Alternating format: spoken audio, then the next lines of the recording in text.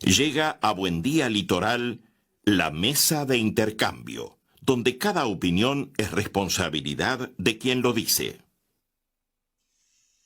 Y le damos los muy buenos días al politólogo Lucas Archiprete desde Maldonado, nosotros desde acá, desde Fraiventos. ¿Cómo andás, Lucas? Buenos días, Eduardo, ¿cómo andás? Aprovecho de mandar un saludo a la audiencia.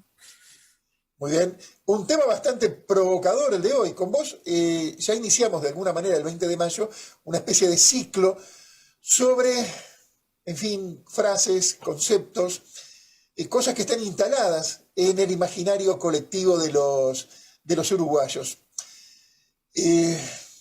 La otra vez fue memoria, verdad, justicia y el otro concepto de buena memoria y mejor olvido. Ahora nos vamos a meter con algo que está muy arraigado aún hoy, que es el concepto de la Suiza de América.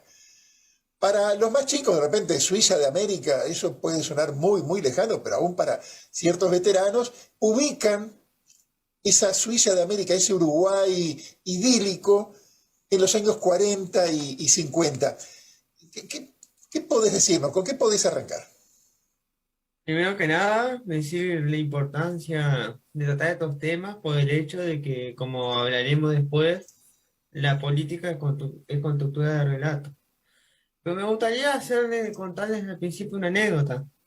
Me acuerdo que al principio de la década de 50 hay una anécdota donde el embajador, si no me equivoco, de la Unión Soviética en su momento, acá en Uruguay, estaba tratando de entender un poco la idiosincrasia uruguaya y para eso no se le ocurrió mejor idea que ir al Estadio Centenario a ver un clásico.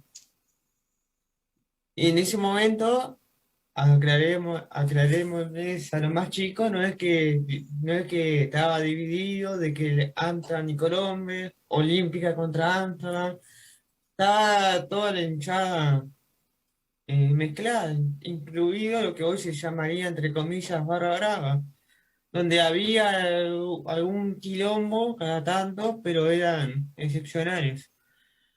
Y da la casualidad que justo ese día hubo batahola, hubo cruce de piñas, hubo quilombo, justo donde estaba el embajador.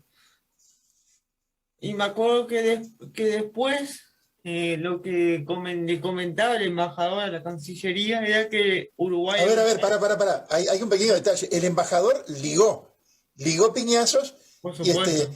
y lo llevaron en cana sin saber que era el embajador de la Unión Soviética junto con un montón de hinchas Pero exaltados. también ese detalle se me había pasado por alto.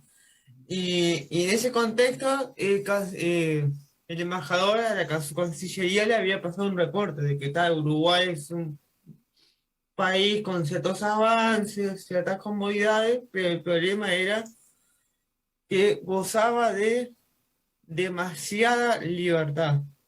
Había mucha libertad, cosa que para los que nos gusta la libertad, para los demócratas y los republicanos nos hace ruido, porque ¿qué es eso de mucha libertad? ¿Hay libertad o no hay libertad?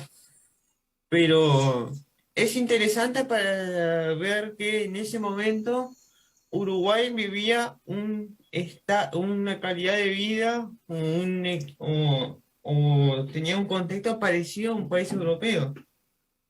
Si nuestros oyentes recordarán las clases de historia de la escuela y del liceo, verán que para fines de la para el último tercio del siglo XIX con la modernización, Uruguay terminó de organizarse y de consolidar su Estado.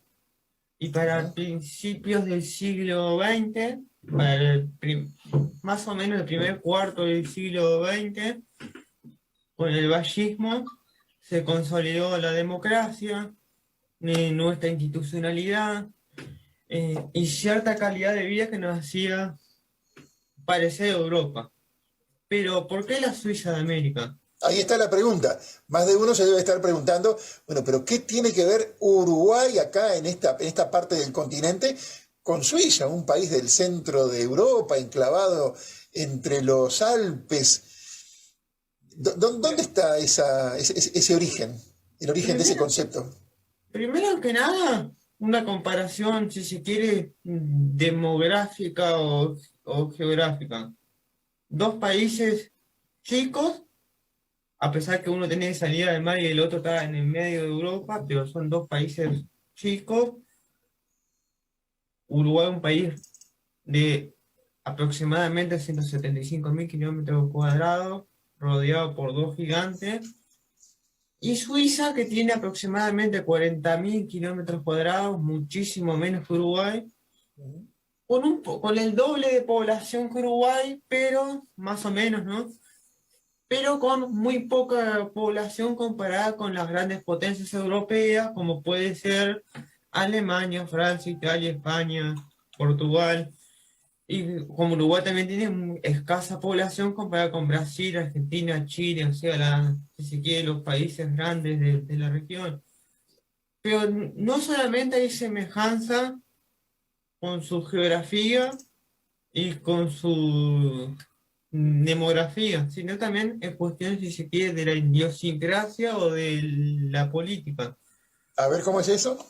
Son dos países que eh, pudieron tempranamente construir una fuerte institucionalidad, una democracia estable.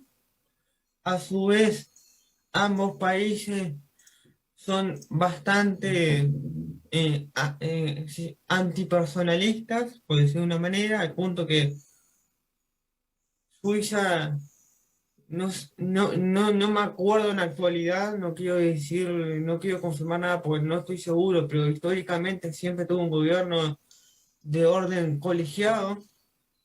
Sí, es Uruguay así. también en su momento Uruguay lo tuvo, y en los momentos que no lo tuvo, tuvo una distribución del poder tal que a la persona que tenía el poder de la presidencia le costaba enormemente mandar, por el tema de la dispersión del poder. También, A ver, vamos a ir repasando entonces.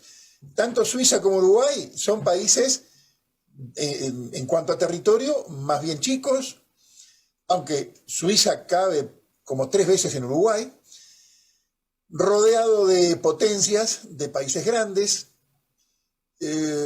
no tiene mucha población, una democracia y una institucionalidad muy fuerte, tradición democrática, digamos, muy fuerte, la despersonalización del poder, que ese es un detalle que a muchos se le detalle escapa, republicano.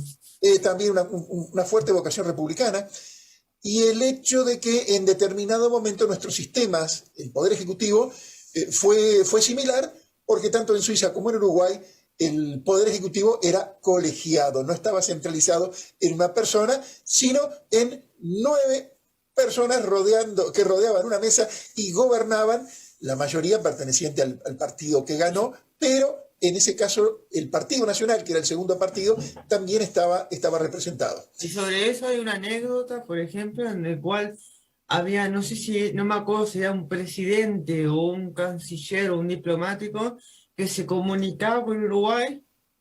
¿Y qué pasa? Cuando tú te comunicas con el gobierno de un país, por lo general siempre te firma el mismo, que es el presidente. Sí. Pero acá cuando se comunicaban con el gobierno uruguayo, cada vez que se comunicaban, le firmaba a una persona diferente.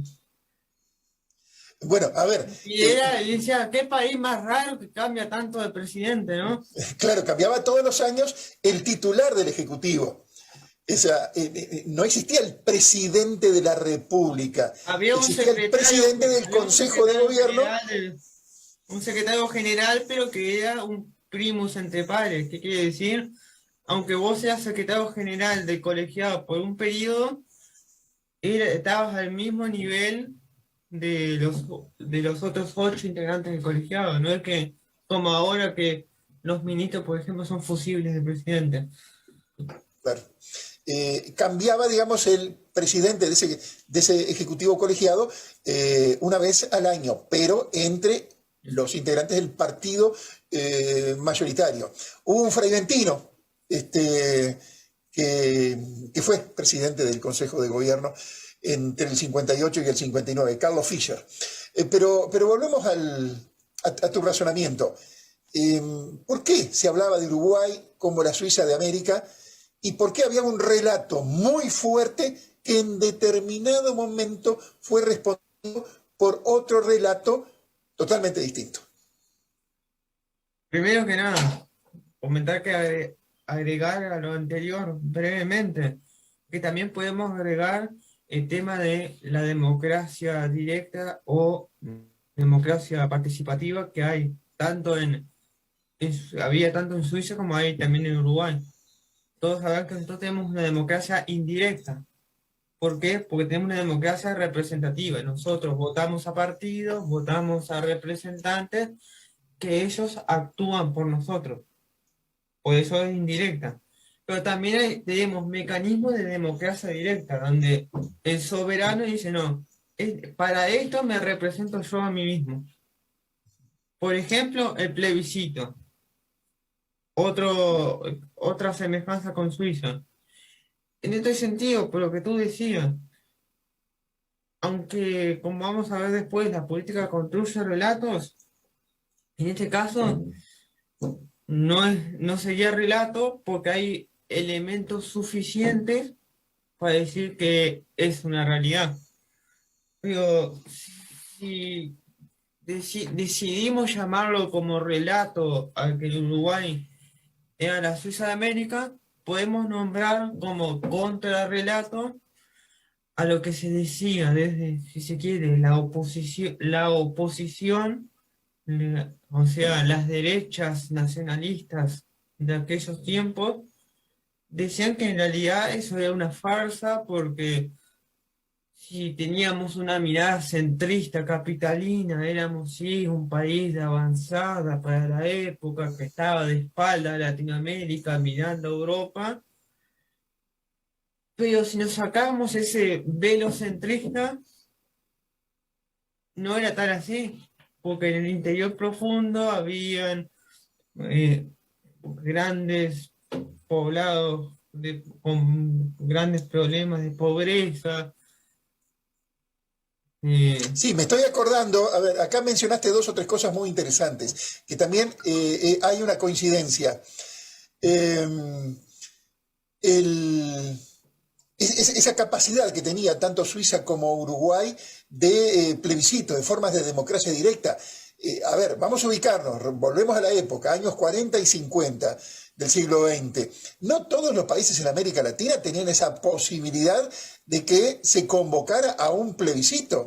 En la década del 50, por ejemplo, se realizó el llamado plebiscito del Vintén en el departamento de Montevideo, que fue una forma de rechazar, porque se rechazó, el aumento del boleto que había aumentado un vintero, o sea, 20 centésimos.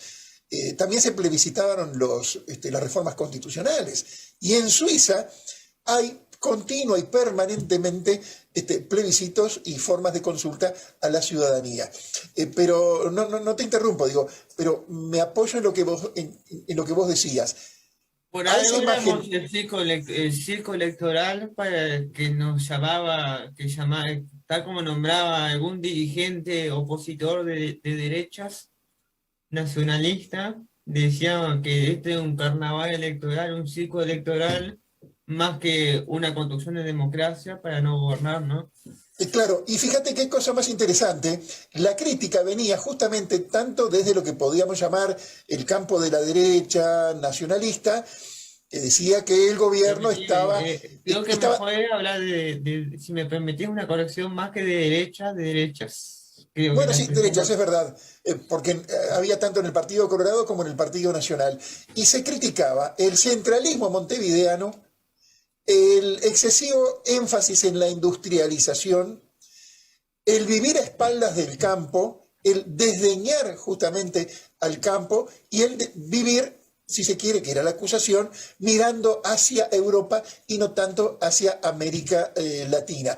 Pero también surgió una crítica hacia esa Suiza de América desde lo que podríamos llamar las izquierdas, porque la generación del 45 fue, digamos, la generación crítica que se dedicó, como dijo el propio Carlos Maggi, a destrozar, a veces a lo loco, todo lo que se había construido en ese país, porque, si se quiere, se había convertido en una práctica, casi en un deporte, destruir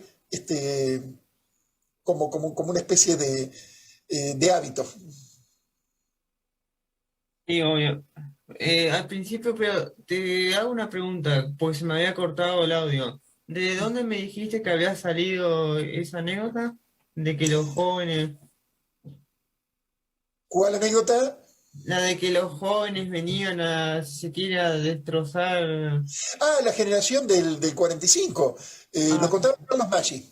Lo contaba Carlos Maggi porque eran hipercríticos, lo hacían desde la literatura, desde las artes, y también tenían esa visión de que la Suiza de América era más bien una fábula. O sea que, fíjate qué cosa más curiosa, tanto desde las derechas como desde las izquierdas existía esa visión crítica. y que sí, y en parte, eh, desde mi visión, si se quiere, académica, por lo que he leído, puedo hipotetizar que esto también se debe aparte de que en esa construcción y consolidación de la fuerte institucionalidad republicana y democrática, también se buscaba, debe tener individuos que sean menos votantes y que puedan ser acarreados por alguna manera, se buscaba formar ciudadanos independientes con capacidad de crítica, aunque eso después les juegue en contra al gobierno, ¿no? Que es, digamos, algo clave para cualquier país de avanzada, ¿no? Ujú. Lucas, te voy a proponer una pausa. El tema está bueno, está muy interesante y yo estoy seguro que más de uno está descubriendo este concepto de la Suiza de América, sobre todo los más jóvenes. Hay otros conceptos, otros mitos, porque de eso estamos hablando precisamente de los mitos, eh, y más de uno debe sorprenderse de que en materia de alfabetización, salud, trabajo, ocupación, en los 40 y 50, Uruguay se enorgullecía de ser un país particular, distinto, diferente al del resto de América Latina, y efectivamente se miraba mucho más a Europa que el resto del continente, lo que provocaba, como decíamos, una serie de críticas durísimas. Sobre ese y otros conceptos vamos a seguir hablando en, en esta mesa de intercambio muy especial con el politólogo Lucas Archiprete.